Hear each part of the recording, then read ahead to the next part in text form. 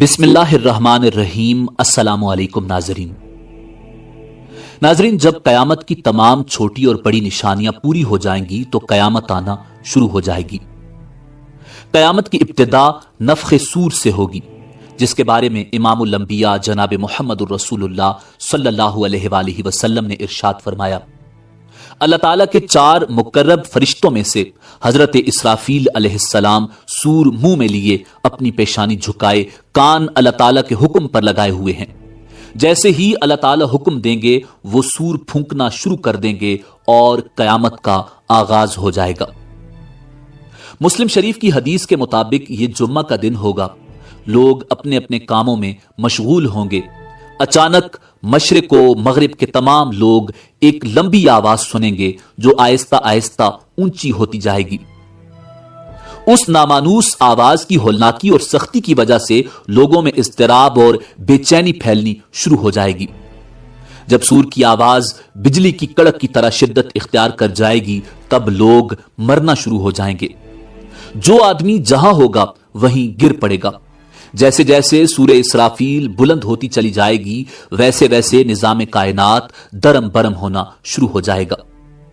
زمین آندھی میں ہچکولے کھانے والی قندیل کی طرح زلزلوں کی زد میں آ جائے گی۔ پہاڑ گرد و غبار بن کر اڑنے لگیں گے، سمندروں میں آگ بھڑک اٹھے گی، آسمان پھٹ جائے گا، سورج چاند اور ستارے بے نور ہو جائیں گے، تمام زیرو مخلوق انسان جن اور فرشتے فنا ہو جائیں گے، حتیٰ کہ ملک الموت بھی اپنی روح اللہ تعالیٰ کے حوالے کر دیں گے۔ ہر جاندار اور غیر جاندار چیز فنا ہو جائے گی، بس صرف ایک اللہ وحدہ لا شریک کی ذات ذوالجلال والاکرام باقی رہ جائے گی، اور اللہ سبحانہ و تعالیٰ کا یہ ارشاد مبارک پورا ہو جائے گا، کل من علیہا فان ویبقى وجہ ربک ذو الجلال والاکرام۔ ہر چیز جو اس زمین پر ہے فنا ہونے والی ہے اور صرف تیرے رب ذوالجلال والاکرام کی ذات ہی باقی رہنے والی ہے۔ جب ہر چیز فنا ہو جائے گی تو اللہ سبحانہ و تعالی اعلان فرمائیں گے، این الجبارون این المتکبرون لمن الملک اليوم۔ دنیا میں جبار بننے والے کہاں ہیں؟ دنیا میں متکبر بننے والے کہاں ہیں؟ آج کے روز بادشاہی کس کی ہے؟ طویل سناٹے کے بعد اللہ سبحانہ و تعالی خود ہی اس سوال کا جواب ارشاد فرمائیں گے، للہ الواحد القہار۔ آج کے روز بادشاہت صرف اللہ واحد اور قہار کی ہے۔ مسلم شریف کی حدیث کے الفاظ یوں ہیں، انا الملک این الجبارون المتکبرون۔ میں ہوں بادشاہ، کہاں ہیں دنیا کے جبار اور متکبر؟ ایک طویل مدت جس کا علم اللہ سبحانہ و تعالیٰ کو ہے سکون اور سناٹے میں گزر جائے گی۔ پھر جب اللہ تعالیٰ چاہیں گے نئے سرے سے آسمان، زمین اور فرشتوں کو پیدا فرمائیں گے۔ نئی زمین میں عمارتوں، درختوں، پہاڑوں اور سمندروں کا نام و نشان تک نہیں ہوگا، بلکہ وہ سفید، ہموار اور چٹیل میدان ہوگی جو اپنے رب کے نور سے خوب روشن ہوگی۔ انسانوں کو دوبارہ پیدا کرنے کے لیے آسمان سے ایک بارش نازل ہوگی جس کے نتیجے میں ہر انسان کی ریڑھ کی ہڈی سے پورا انسانی ڈھانچہ تیار ہو جائے گا اور اس پر گوشت پوست بھی چڑھا دیا جائے گا۔ اس کے بعد جناب اسرافیل علیہ السلام کو دوسری مرتبہ سور پھونکنے کا حکم دیا جائے گا اور تمام انسان ننگے پاؤں، ننگے بدن اور بے ختنہ اٹھ کھڑے ہوں گے جس طرح ماں کے پیٹ سے پیدا ہوئے تھے، اور اللہ تعالیٰ کا یہ فرمان بھی پورا ہو جائے گا کہ تم لوگ فردن فردن ہمارے پاس حاضر ہوگے جس طرح ہم نے پہلی مرتبہ تمہیں پیدا کیا تھا۔ سب سے پہلے امام الانبیاء جناب محمد الرسول اللہ صلی اللہ علیہ وآلہ وسلم اپنی قبر انور سے اٹھیں گے، پھر حضرت عیسیٰ علیہ نبینا علیہ السلام اور دیگر انبیاء کرام، شہداء، صلحاء، فضلاء اور اہل ایمان اٹھیں گے، پھر فساق، فجار اور پھر کفار و مشرکین۔ قبروں سے کافر، مشرک، فاسق اور فاجر لوگ اپنے اپنے اعمال کے مطابق اٹھیں گے۔ کوئی اندھا، کوئی بہرا، کوئی لنگڑا، کوئی چونٹی کی شکل میں اور کوئی سر کے بل اٹھے گا۔ کافر اس غیر متوقع زندگی کے مناظر دیکھ کر شدید خوف اور دہشت کی کیفیت میں مبتلا ہوں گے۔ آنکھیں پتھرائی ہوں گی، دل کانپ رہے ہوں گے، کلیجے منہ کو آئے ہوں گے۔ کوئی غم گسار اور مددگار نہیں ہوگا، نہ ہی کوئی کسی دوسرے کی طرف دیکھنے یا دھیان دینے والا ہوگا۔ اہل ایمان بھی اپنے اپنے ایمان اور اعمال کے مطابق قبروں سے اٹھیں گے۔ شہید اپنی شہادت کے تازہ بہتے ہوئے خون کے ساتھ اٹھے گا۔ حالت احرام میں فوت ہونے والا حاجی تلبیہ پکارتے ہوئے اٹھے گا، لبیک اللہم لبیک، لبیک لا شریک لک لبیک، ان الحمد والنعمت لک والملک لا شریک لک۔ اہل ایمان کے لیے دوبارہ زندگی خلاف توقع نہیں ہوگی، لہٰذا ان پر خوف اور دہشت کی وہ کیفیت طاری نہیں ہوگی جو کفار اور مشرکین پر ہوگی۔ قبروں سے اٹھتے ہی ہر انسان پر 2 فرشتے مقرر کر دیے جائیں گے جو اسے میدان حشر میں پہنچا دیں گے۔ یاد رہے کہ ملک شام کا علاقہ میدان حشر ہوگا، لوگوں کو اپنی اپنی قبروں سے اٹھ کر وہیں پہنچنا ہوگا۔ کفار میں سے جو لوگ اپنی قبروں سے اندھے اٹھیں گے وہ ٹھوکریں کھاتے گرتے پڑتے وہاں پہنچیں گے۔ جو لوگ چونٹیوں کے جسم میں اٹھیں گے وہ لوگوں کے پاؤں تلے روندے اور کچلے جا رہے ہوں گے، اور جو لوگ سر کے بل اٹھیں گے وہ انتہائی ذلت اور رسوائی کے ساتھ یہ سفر طے کریں گے۔ بعض کافروں کو آگ ہانک کر میدان حشر میں لے جائے گی۔ کافر جہاں کہیں تھک ہار کر رکیں گے آگ بھی رک جائے گی، اور جہاں چلیں گے آگ بھی ان کے ساتھ چلنا شروع کر دے گی۔ اہل ایمان بھی اپنے اپنے عقائد اور اعمال کے مطابق میدان حشر میں پہنچیں گے۔ بعض لوگ پیدل پہنچیں گے، بعض لوگ اونٹوں پر سوار ہوں گے، کسی اونٹ پر 1، کسی اونٹ پر 2، کسی پر 4، حتیٰ کہ 10 آدمی بھی ایک اونٹ پر سوار ہوں گے۔ ساری مخلوق چپ چاپ دم سادے ایک ہی سمت رواں دواں ہوگی۔ کسی کو اونچی سانس لینے کی بھی مجال نہیں ہوگی۔ ہر آدمی کو احساس ہوگا کہ آج امتحان زندگی کا نتیجہ نکلنے والا ہے۔ جب ساری مخلوق میدان حشر میں پہنچ جائے گی تو اعلان کیا جائے گا، وَامْتَازُوا الْيَوْمَ أَيُّهَا الْمُجْرِمُونَ، مجرموں آج کے روز تم نیک لوگوں سے الگ ہو جاؤ۔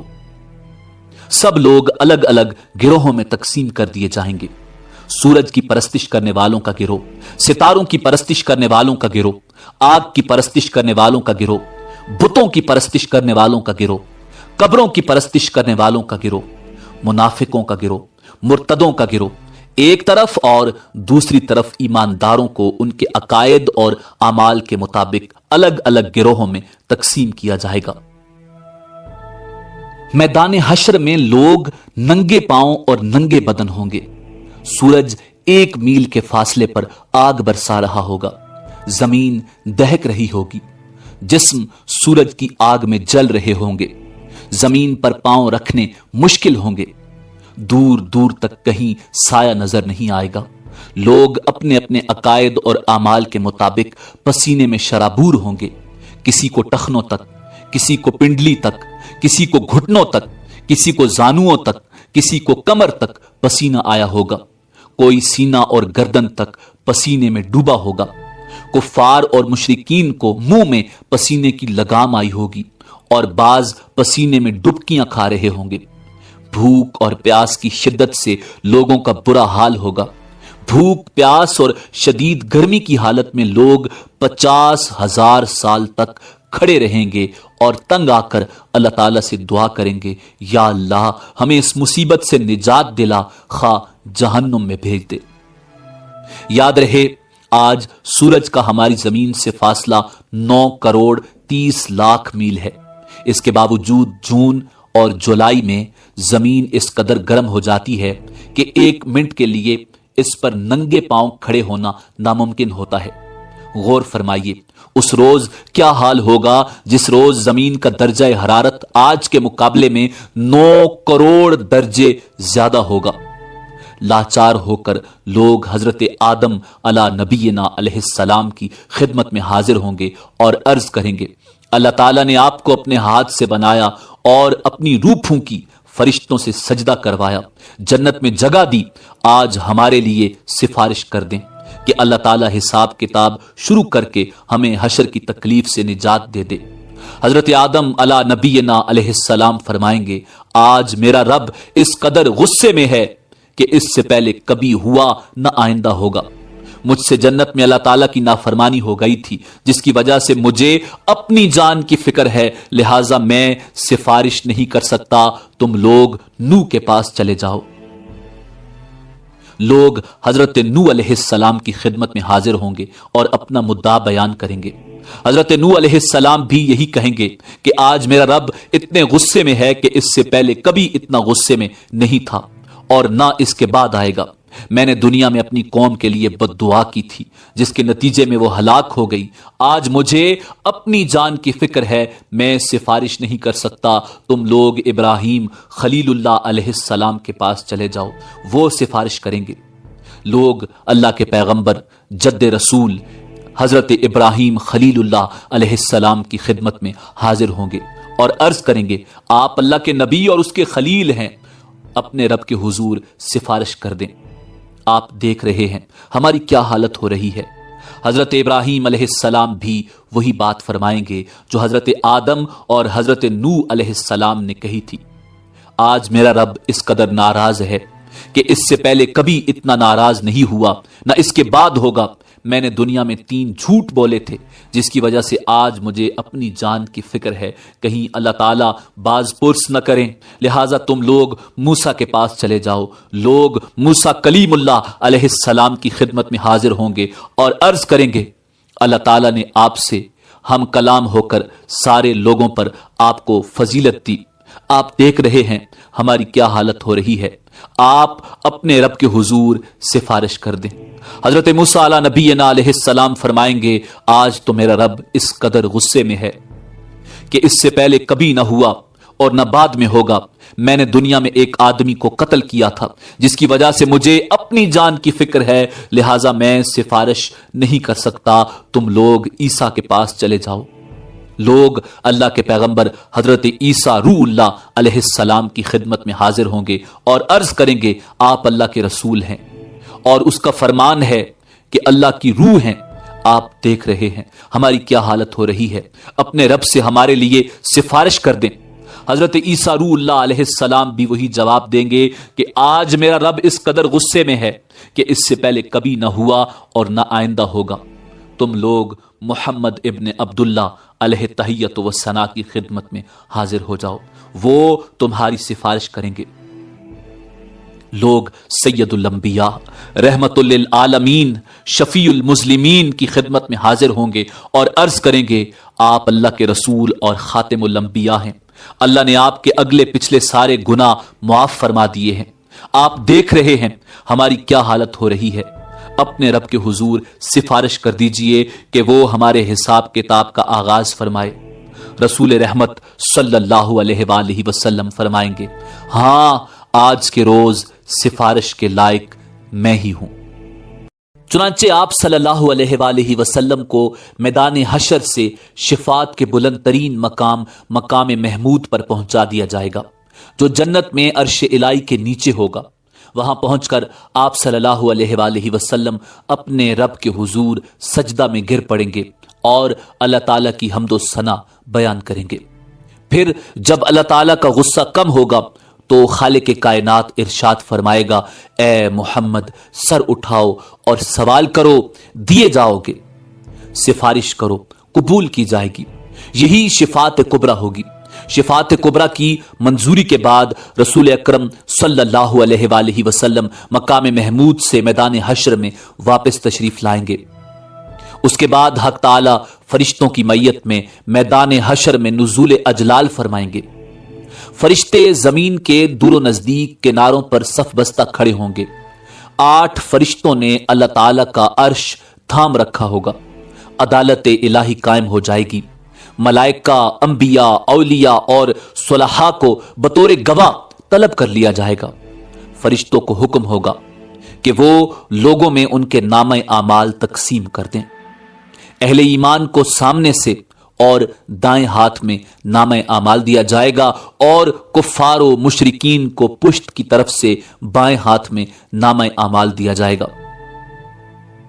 नामा अमाल पर नजर डालते ही हर आदमी के सामने उसकी सारी जिंदगी पेश हो जाएगी। भूले बिसरे माजी की सारी यादें ताजा हो जाएंगी। अहले ईमान के रोशन चेहरे कुछ और भी रोशन और तरोताजा हो जाएंगे और वो खुशी खुशी दूसरों को अपना अमालनामा दिखाएंगे और कहेंगे, हा उमुक़रऊ किताबिया, लोगो आओ मेरा नामा अमाल पढ़ो। कुफार और मुशरिकीन के चेहरों की स्याही में और भी कुछ इजाफा हो जाएगा। जिल्लत उनके चेहरों पर छा जाएगी।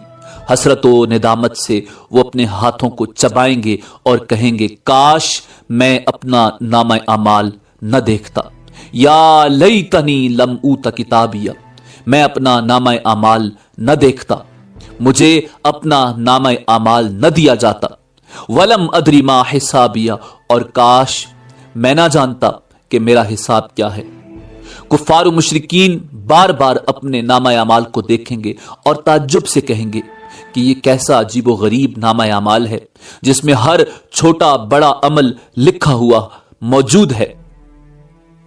या वैलता माली हादल किताबी ला युगादिरु सगीरतन वला कबीरतन इल्ला अहसाहा, हाय हमारी कमबख्ती, ये नामा अमाल कैसा है, कोई छोटे से छोटा या बड़े से बड़ा अमल ऐसा नहीं जो इसमें शामिल ना हो। अमाल नामों की तकसीम के बाद सवालो जवाब का सिलसिला शुरू होगा। अल्लाह सुब्हानो व तआला जिस से चाहेंगे बगैर किसी तर्जुमान के बराह रास्त सवाल करेंगे। सबसे पहले मुशरिकों से पूछा जाएगा कि उन्होंने शिर्क क्यों किया। मुशरिक इनकार कर देंगे और अल्लाह ताला की कसम खाकर कहेंगे, हमने तो कभी शिर्क नहीं किया। वल्लाहि रब्बिना मा कुन्ना मुशरिकीन, अल्लाह ताला किरामन कातिबीन को गवाही के लिए बुलाएंगे। वो मुशरिकों के शिर्क की गवाही देंगे, लेकिन मुशरिक फिर इनकार कर देंगे। शिर्क से भरपूर किरामन कातिबीन का तैयार किया हुआ नामा अमाल उनके सामने रख दिया जाएगा। मुशरिक उससे भी इनकार कर देंगे। फिर उस दौर के अंबिया, उलमा और औलिया को गवाही के लिए बुलाया जाएगा, तो वो उनके शिर्क की गवाही देंगे, लेकिन मुशरिक उससे भी इनकार कर देंगे। फिर कब्र या मिजार की वो जगह जहां शिर्क किया जाता था गवाही के लिए लाई जाएगी, वो भी मुशरिकों के शिर्क की गवाही देगी, लेकिन मुशरिक उसका भी इनकार कर देंगे और अल्लाह ताला से मुखातिब होकर कहेंगे, या अल्लाह, क्या तूने अपने बंदों को जुल्म से पनाह नहीं दी। अल्लाह ताला इरशाद फरमाएंगे, हाँ मैंने अपने बंदों को जुल्म से पनाह दी है। मुशरिक कहेंगे, आज हम अपनी जात के अलावा किसी दूसरे की गवाही को तस्लीम नहीं करेंगे। अल्लाह ताला उनकी जबानों पर मोहर लगा देंगे और उनके आज़ा को बोलने का हुक्म देंगे। तब मुशरिकों के आज़ा गवाही देंगे कि हाँ वाकई ये शिर्क करते थे, और यूं उन पर जहन्नुम वाजिब हो जाएगी। मुशरिक अपने आज़ा को लान तान करेंगे कि हम तो तुम्हें जहन्नुम से बचाने की कोशिश कर रहे थे। जवाब में आज़ा कहेंगे, जिस अल्लाह ने तुम्हें कुव्वत गोयाई अता फरमाई है उसने हमें बोलने का हुक्म दिया था, हम कैसे इनकार कर सकते थे। एक मुनाफिक से अल्लाह ताला सवाल करेंगे, क्या मैंने तुझे दुनिया में इज्जत, हुकूमत, अहलो अयाल और मालो दौलत नहीं दिया था। वो अर्ज करेगा, क्यों नहीं या अल्लाह, सब कुछ दिया था। अल्लाह ताला दूसरा सवाल पूछेंगे, क्या तुझे यकीन था कि कयामत आएगी और अल्लाह ताला के सामने जवाबदेही होगी। मुनाफिक कहेगा, हाँ या रब, मुझे यकीन था, मैंने तेरा कलमा पढ़ा, तेरी किताब पर ईमान लाया, तेरे रसूल पर ईमान लाया, नमाज पढ़ी, रोजे रखे, ज़कात दी। मुनाफिक अपनी तारीफें करने में पूरा जोर बयान सर्फ कर देगा। अल्लाह ताला इरशाद फरमाएंगे, अच्छा जरा ठहरो, हम कुछ और गवाह लाते हैं। मुनाफिक अपने दिल में सोचेगा कि मैं तो मुसलमानों के साथ मिलकर नमाज रोजा करता रहा, आज मेरे खिलाफ गवाही कौन देगा। अल्लाह ताला उसके मुंह पर मोहर लगा देंगे और उसकी रान को बोलने का हुक्म देंगे। चुनाचे उसकी रान, उसके बदन का गोश्त, उसके बदन की हड्डियां और उसके जिस्म का रुआं रुआं उसके निफाक की गवाही देगा कि एक तरफ तो ये नमाज रोजा करता रहा और दूसरी तरफ कुफ्फार से दोस्ती पर नाजा था और उनके मफादात का तहफ़्फ़ुज़ करता रहा, मुसलमानों को धोखा देता रहा और उनसे गद्दारी करता रहा। अल्लाह ताला उस पर सख्त गज़बनाक होंगे और उस पर जहन्नुम वाजिब हो जाएगी। अहले ईमान से सवाल जवाब का अंदाज बिल्कुल मुख्तलिफ होगा। ایک مومن آدمی کو اللہ تعالیٰ اپنے قریب بلا کر اس پر اپنا دامن رحمت ڈال دیں گے اور سوال کریں گے تو نے فلاں گناہ کیا تھا، تو نے فلاں گناہ کیا تھا؟ مومن عرض کرے گا ہاں یا اللہ کیا تھا۔ اللہ تعالیٰ اس کے ایک ایک گناہ کے بارے میں سوال کریں گے اور وہ اقرار کرتا چلا جائے گا اور سوچے گا کہ اب تو وہ ضرور ہلاک ہو جائے گا۔ آخر میں اللہ تعالیٰ ارشاد فرمائیں گے میں نے تیرے گناہوں پر دنیا میں بھی پردہ ڈالا ہوا تھا اور آج بھی پردہ ڈال رہا ہوں، اور اسے جنت میں بھیج دیا جائے گا۔ افراد کے علاوہ انبیاء اور رسل کی تکذیب کرنے والی اقوام سے بھی سوال و جواب ہوں گے۔ قوم نوح سے سوال ہوگا تم نے پیغمبر کی تکذیب کیوں کی؟ اور وہ حضرت نوح علیہ السلام اور ان کی دعوت کا انکار کریں گے۔ اللہ تعالیٰ حضرت نوح علیہ السلام سے فرمائیں گے نوح اپنے حق میں گواہی لاؤ۔ حضرت نوح علیہ السلام عرض کریں گے میری گواہی امت محمدیہ ہے۔ چنانچہ امت محمدیہ کے علماء، اولیاء اور صلحاء حاضر کیے جائیں گے اور وہ گواہی دیں گے کہ ہاں نوح پیغمبر بنا کر بھیجے گئے تھے اور انہوں نے 950 سال تک حق رسالت ادا کیا۔ قوم نوح کہے گی تم تو ہمارے زمانے میں موجود ہی نہیں تھے، تم یہ گواہی کیسے دے رہے ہو؟ اس پر رسول اکرم صلی اللہ علیہ وآلہ وسلم کو لایا جائے گا اور وہ اپنی امت کی صداقت کی گواہی دیں گے کہ میری امت نے قرآن مجید کی روح سے بالکل سچی گواہی دی ہے۔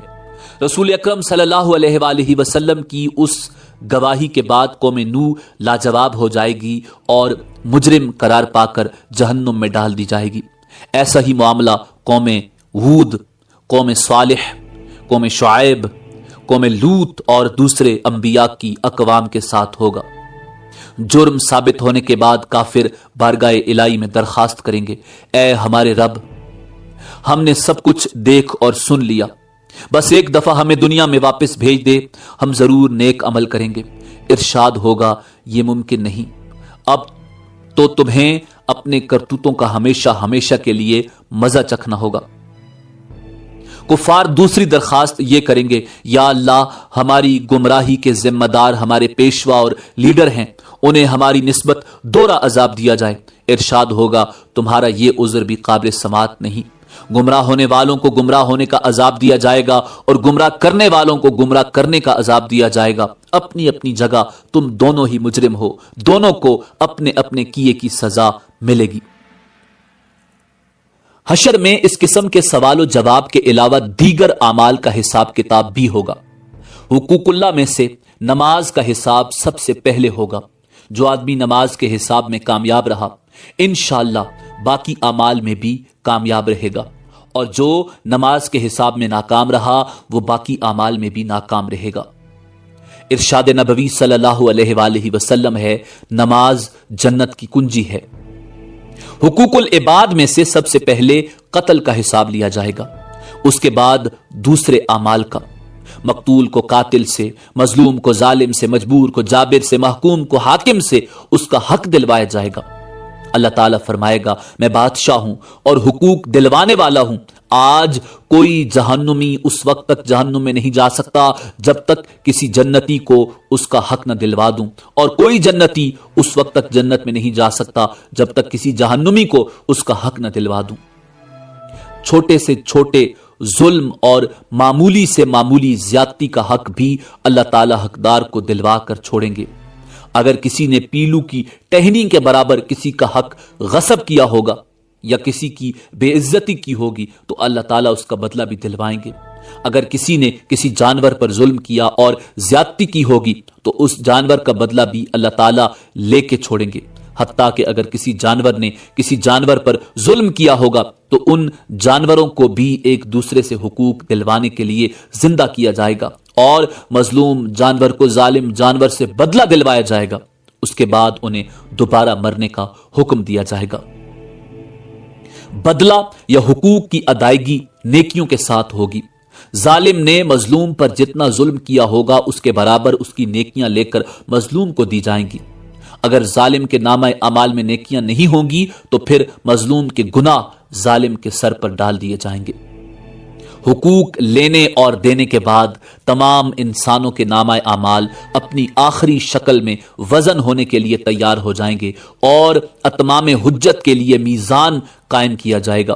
میزان میں جن لوگوں کی نیکیوں کا پلڑا بھاری ہوگا وہ کامیاب قرار پائیں گے اور جنت میں جائیں گے، اور جن کی برائیوں کے پلڑے بھاری ہوں گے وہ جہنم میں جائیں گے۔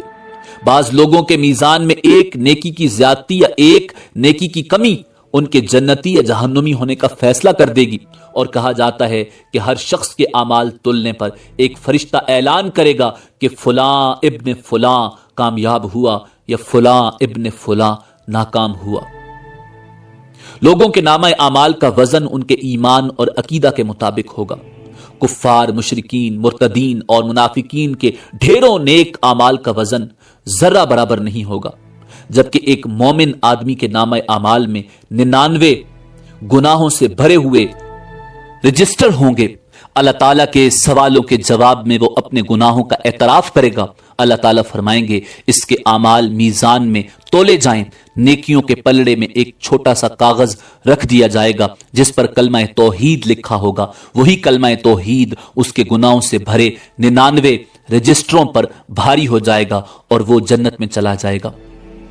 میزان ان 3 جگہوں میں سے ایک ہے جس کے بارے میں اللہ تعالیٰ کے رسول امام الانبیاء جناب محمد الرسول اللہ صلی اللہ علیہ وآلہ وسلم نے ارشاد فرمایا کہ وہاں کوئی آدمی کسی دوسرے آدمی کو یاد نہیں کرے گا، نہ اس کی مدد کرے گا، نہ اس کے کام آئے گا۔ اگر کسی آدمی کی ایک نیکی میزان میں کم ہو گئی تو سارے میدان حشر میں کوئی بھی اسے ایک نیکی دینے کے لیے تیار نہیں ہوگا، نہ بیٹا، نہ بیٹی، نہ بیوی، نہ کوئی دوست، نہ کوئی پیر و مرشد، نہ کوئی رشتہ دار، بلکہ سب ایک دوسرے سے دور بھاگیں گے۔ سب سے آخری اور مشکل ترین مرحلہ صراط کا ہوگا۔ ہر آدمی کو پل صراط سے ہی گزر کر جنت میں جانا ہوگا۔ پل صراط بال سے باریک اور تلوار کی دھار سے زیادہ تیز ہوگا، جسے جہنم کے اوپر رکھا جائے گا اور لوگوں کو اس سے گزرنے کا حکم دیا جائے گا۔ گزرنے سے پہلے پورے میدان حشر میں ہر طرف مکمل تاریکی اور اندھیرا چھا جائے گا۔ ہر آدمی کو اس کے عقیدہ اور اعمال کے مطابق صراط سے گزرنے کے لیے نور دیا جائے گا۔ اہل ایمان کو 2 نور کی مشلیں دی جائیں گی، بعض کو ایک مشل دی جائے گی، بعض لوگوں کو ٹمٹماتے چراغ کی روشنی دی جائے گی، حتیٰ کہ سب سے کم درجہ اس شخص کا ہوگا جس کے پاؤں کے انگوٹھے پر روشنی ہوگی۔ اہل ایمان پل صراط سے گزرتے ہوئے اللہ تعالیٰ سے دعا مانگیں گے، ربنا اتمم لنا نورنا واغفر لنا انک علی کل شیء قدیر۔ اے ہمارے پروردگار، ہمارا نور آخر دم تک قائم رہے، ہمیں بخش دے، بے شک تو ہر چیز پر قادر ہے۔ بعض اہل ایمان بجلی کی تیزی کے ساتھ پل صراط عبور کریں گے، بعض ہوا کی تیزی کے ساتھ، بعض تیز رو گھوڑوں کی رفتار سے اور بعض اونٹوں کی رفتار سے عبور کریں گے۔ بعض لوگ دوڑتے ہوئے، بعض لوگ عام چال سے اور بعض سست رو ہوں گے، بعض گرتے پڑتے، ٹھوکریں کھاتے اور زخمی ہوتے عبور کریں گے۔ پل صراط کے دونوں طرف خودکار کنڈے یعنی ہکس لگے ہوں گے جو اللہ تعالیٰ کے حکم کے مطابق بعض لوگوں کے چلنے میں صرف رکاوٹ ڈالیں گے، بعض لوگوں کو پل کے اوپر ہی بار بار گراتے رہیں گے، بعض لوگوں کو صرف زخمی کریں گے اور بعض کو کھینچ کر جہنم میں ڈال دیں گے۔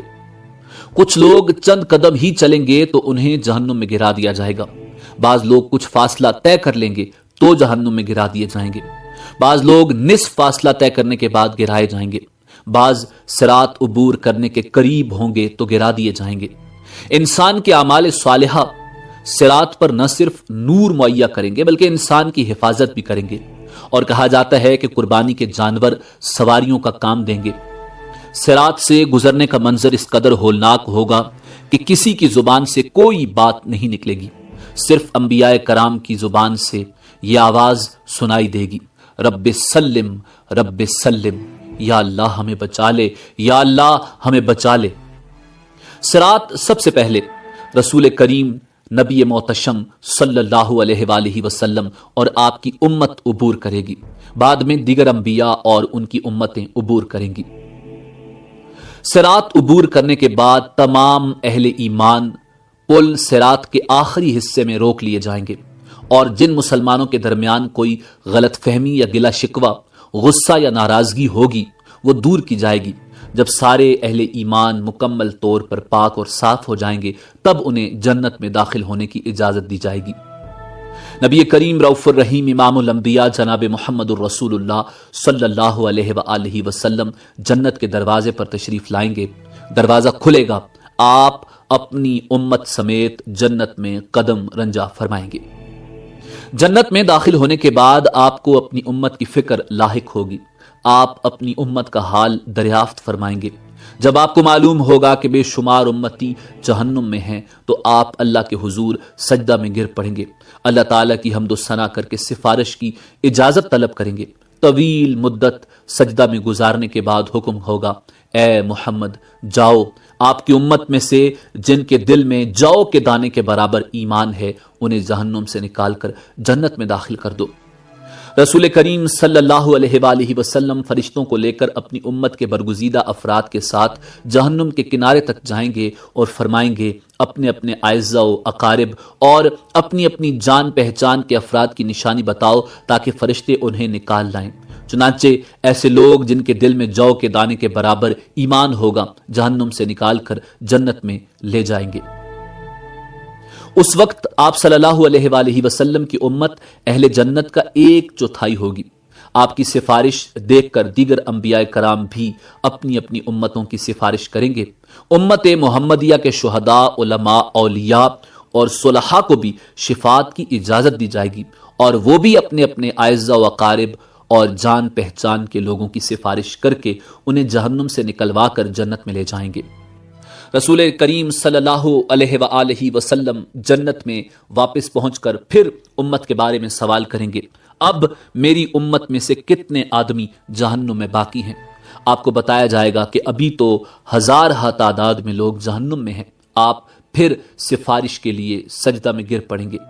اذن شفاعت ملے گا کہ آپ کی امت کے وہ افراد جن کے دل میں چونٹی یا رائی کے برابر ایمان ہے انہیں بھی نکال لاؤ۔ آپ حسب سابق امت کے علماء و اولیاء صلحاء کو ساتھ لے کر جہنم کے کنارے پہنچیں گے اور رائی کے برابر ایمان والوں کو جہنم سے نکال کر جنت میں لے جائیں گے۔ تب آپ کی امت اہل جنت کی 1/3 ہو جائے گی۔ آپ پھر استغفار فرمائیں گے، میری امت کے کتنے افراد ابھی جہنم میں ہیں؟ آپ کو بتایا جائے گا ابھی تو ہزاروں امتی جہنم میں ہیں۔ آپ اذن شفاعت کے لیے پھر سجدہ ریز ہو جائیں گے، اللہ تعالیٰ کی حمد و ثنا کریں گے۔ آپ کو پھر اذن شفاعت ملے گا کہ چونٹی یا رائی سے کم درجہ کے ایمان والوں کو بھی جہنم سے نکال لاؤ۔ اذن شفاعت ملنے پر آپ پھر فرشتوں کی میت میں اپنی امت کے علماء، فضلاء اور اولیاء و صلحاء کے ساتھ جہنم کے کنارے پہنچیں گے اور امت کے ان افراد کو بھی جہنم سے نکلوائیں گے جن کے دل میں رائی سے بھی کم درجہ کا ایمان ہوگا۔ تب آپ کی امت اہل جنت کی نصف تعداد کے برابر ہو جائے گی۔ چوتھی مرتبہ پھر رسول اکرم صلی اللہ علیہ وآلہ وسلم ان لوگوں کے لیے اذن شفاعت طلب کریں گے جنہوں نے ساری زندگی میں صرف ایک بار لا الہ الا اللہ پڑھا ہوگا۔ اللہ تعالیٰ ارشاد فرمائیں گے، میری عزت، عظمت، جلال اور کبریائی کی قسم، جس نے لا الہ الا اللہ کہا ہے اسے میں خود جہنم سے نکالوں گا۔ چنانچہ آخر میں اللہ تعالیٰ خود ان لوگوں کو جہنم سے نکال کر جنت میں داخل فرمائیں گے جنہوں نے لا الہ الا اللہ کہا ہوگا۔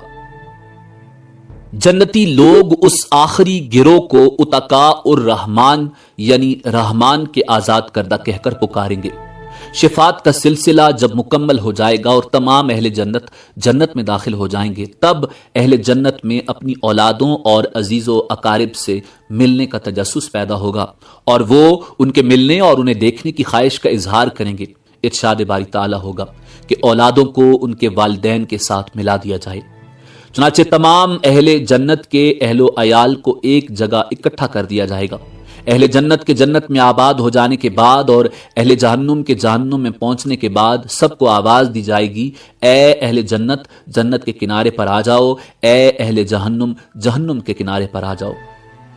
دونوں فریق جب کناروں پر پہنچیں گے، ایک سفید مینڈا لایا جائے گا جس کے بارے میں سوال کیا جائے گا، اے اہل جنت، اے اہل جہنم بتاؤ یہ کون ہے؟ کہیں گے یا اللہ یہ موت ہے۔ اس کے بعد اللہ تعالیٰ اس مینڈے کو ذبح کرنے کا حکم دیں گے۔ مینڈے کو ذبح کرنے کے بعد اعلان کر دیا جائے گا، اے جنت والو، تمہارے لیے ہمیشہ ہمیشہ کے لیے جنت ہے، تمہیں کبھی موت نہیں آئے گی، اور اے جہنم والو، تمہارے لیے ہمیشہ ہمیشہ کی جہنم ہے، تمہیں بھی کبھی موت نہیں آئے گی۔ یہ سن کر جنتی لوگ اس قدر خوش ہوں گے کہ اگر خوشی سے مرنا ممکن ہوتا تو جنتی لوگ خوشی سے مر جاتے۔ جہنمی یہ اعلان سن کر اس قدر مغموم ہوں گے کہ اگر غم سے مرنا ممکن ہوتا تو جہنمی لوگ غم سے مر جاتے۔ آخرت کے شدید مصائب و آلام کے مقابلے میں دنیا کے مصائب و آلام نہ صرف عارضی بلکہ بہت ہی کم تر درجے کے ہیں۔ آخرت کی لازوال اور ابدی نعمتوں کے مقابلے میں دنیا کی نعمتیں بالکل عارضی اور کم تر درجے کی ہیں۔ پس عقل مند لوگ وہی ہیں جو نہ تو دنیا کے مصائب و آلام سے گھبرا کر اللہ اور اس کے رسول کی نافرمانی میں پڑیں اور نہ ہی دنیا کی رنگینیوں کے فریب میں مبتلا ہو کر اللہ اور اس کے رسول کو ناراض کر بیٹھیں، بلکہ دونوں حالتوں میں ان کی نگاہ آخرت کے آنے والے مراحل پر رہے۔ حضور نبی کریم صلی اللہ علیہ وآلہ وسلم سے دریافت کیا گیا، یا رسول اللہ، مومنوں میں سب سے زیادہ عقل مند کون ہے؟ آپ نے ارشاد فرمایا، جو موت کو زیادہ یاد کرتا ہو اور جو موت کے بعد آنے والے وقت کے لیے اچھی طرح تیاری کرتا ہو، وہ سب سے زیادہ عقل مند ہے۔ ناظرین، آخر میں اس بات کی وضاحت ضروری ہے کہ نفخ اولا سے لے کر جنت یا جہنم میں داخل ہونے تک کے تمام واقعات اور مراحل کی ترتیب کا ٹھیک ٹھیک تعین کرنا بہت مشکل ہے۔ اسی امید کے ساتھ اجازت دیجیے کہ آپ کو ہماری ویڈیو پسند آئی ہوگی۔ اللہ رب العزت کے حضور دعا ہے کہ پروردگار عالم ہمیں آخرت کی تیاری کرنے کی توفیق